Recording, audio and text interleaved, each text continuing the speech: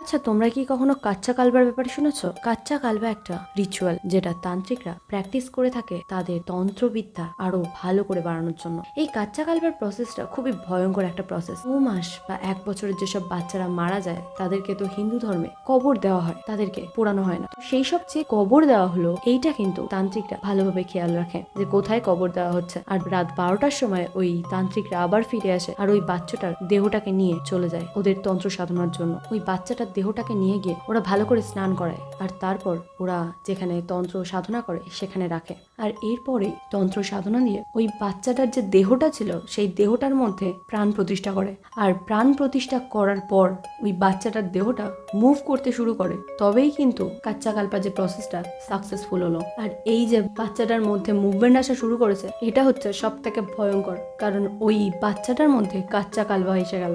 আর এটাই কিন্তু সব থেকে ভয়ঙ্কর একটা আত্মা ওর মধ্যে ঢুকে গেল। আর এরপরে তুমি ওকে যা বলবে সেটাই নাকি ওকে করবে।